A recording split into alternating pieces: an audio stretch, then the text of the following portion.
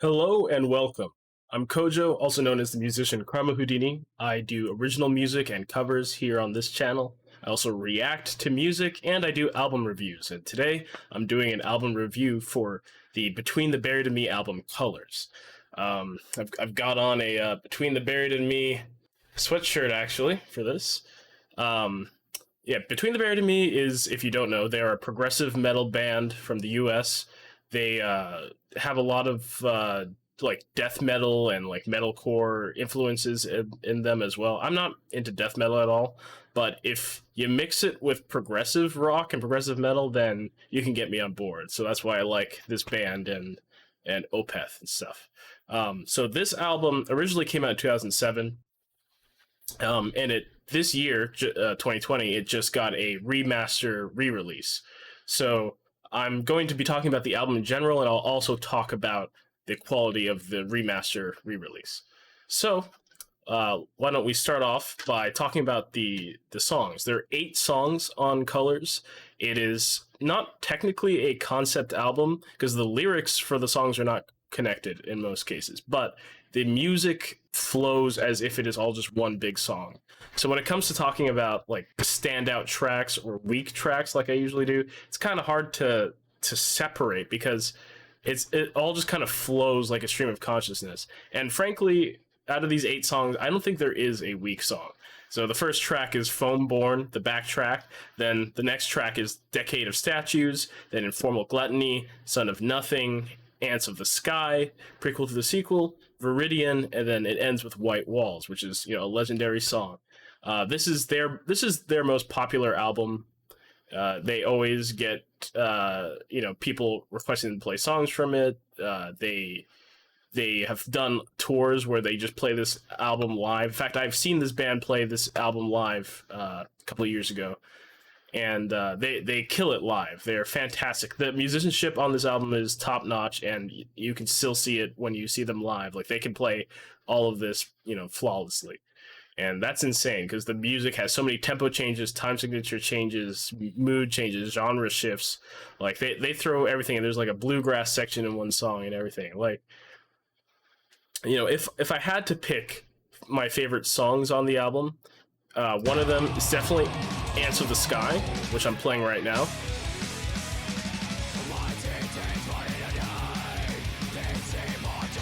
I believe that they have said this is the first song they wrote for the album, which is kind of insane because like the songs all flow so well, but the first song they wrote is actually the 5th song on the album. So like they had to like arrange things to make it flow. They did a very good job of that. Another really strong track, I really like Informal Gluttony. It's got that kind of like Middle Eastern vibe to it. And it's got this tribal drum thing. Like this song is great. So if you're not really into like harsh, abrasive music, this is probably honestly not the best album to start with for Between the Buried and Me. Even though this is definitely one of their best albums and is easily one of their most popular albums, I think that if you're not used to death metal or anything with like harsh vocals or like blast beats and intense, musicianship, I would say actually start with their album Coma Ecliptic, which came out I think in 2015. That album is a lot more, I guess, it's a little bit softer, it's more melodic, more like classic prog. So that's a much more accessible album. But if you're, into more hardcore forms of metal, or if you're just really into prog and you want to hear something a little different, this is a great album to check out. This album and this band in general absolutely had to grow on me over time. I didn't really I liked aspects of their music at first, but not other aspects. And it really took some time for them to grow on me. And for me personally, that happens a lot with a lot of bands that are my favorites now. I had to get used to them over time. I didn't like them at first. So if you listen to this album and you're like, I'm not sure about this, try checking out Coma Ecliptic first, and then maybe come back around to this. So I think Coma Ecliptic is just way easier to get into for a new fan. But yeah, so Ants of the Sky is Informal Gluttony. Those are great, strong tracks. And then, of course, the closing track, White Walls, is phenomenal. It's one of the best closing tracks on anything, any album. There's the other songs that I'm not pointing out as standout tracks. They're not weak. Like I said before, there's no weak song on this track. I mean, no weak song on this album. So these tracks I've been playing are from the 2020 remaster, by the way. So why don't we talk about that?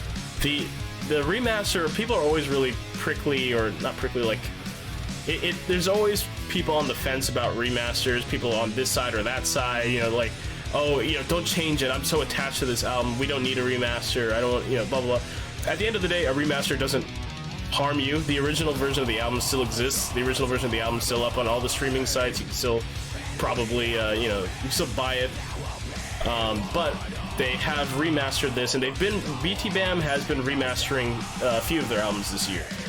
I don't know if, for example, with Alaska, which is the album that actually came out before Colors, they remastered that. I feel both ways about that remaster. Is like, it's better in some ways, but also not in other ways. For the Colors remaster, I feel like for the most part, it's an improvement. Because while Colors has always been a phenomenal album, I never actually thought the album production or mix was all that great. Now I feel like you can hear the guitar riffs so much more clearly. The guitar tone sounds way better. It's easier to pick the vocals out. The keyboards, which were just kind of buried before, the vocalist is also the keyboardist in this band. The keyboards used to be kind of buried in the mix on the original version of this album. I feel like you can hear it a lot better now. But you know, you get so used to hearing an album, especially, you know, one like this has been out for 13 years, that any change at all to the sound is like they're messing with something that's a part of you. But I feel like you should just have an open mind about it. Check out the remaster. If you don't like the remaster compared to the original, just keep listening to the original. No harm done, no foul. But for people who maybe didn't listen to Colors before, or maybe just didn't like the mix before, you might actually like this remaster better. I think the remaster, I'll probably be listening to the remaster more often now than the original. I might still pop on the original once in a while, you know, for old time's sake, but I actually feel with Colors they improved it. So yeah, that covers most of it. You know, there's, as you can hear, there's all kinds of tempo changes and all that crazy drumming. Musicianship, the bassist is phenomenal, guitarists are phenomenal. The vocalist does do clean singing. There are lots of clean parts. Like, don't be put off by the screaming and whatnot. There are lots of clean, beautiful melodic passages. And the vocalist, Tommy, he does have great clean vocals as well. And he's only gotten better with time. So, like I said, if you can't really get into this album, check out Coma Ecliptic, or maybe check out their Automata EPs. There's a part 1 and a part 2 for Automata. And I feel like part 2 is probably the easier one to get into for people who are not used to this kind of music. But anyway, thank you. As I said before, I'm Kojo. I'm also known as the musician Karma Houdini, which is this channel you're watching. Be sure to subscribe. You can recommend albums or songs or music videos, whatever that you want me to react to or listen to or review. And if you become a patron for just $1 or more, you get a prioritized say in what I review or react to. And I have music coming out here on the channel. You can look me up on all the, Spotify, Apple Music, iTunes, all of that. And I also play lead guitar in the band Master Sword, which is a sort of progressive metal, power metal, heavy metal thing. We've got a female vocalist. I think you'll dig us if you're into any of those genres of music. And especially if you're a Legend of Zelda fan, we take a lot of inspiration from that series lyrically and sometimes melodically, which is why we're called Master Sword. Thank you for watching. I'll catch you in the next video.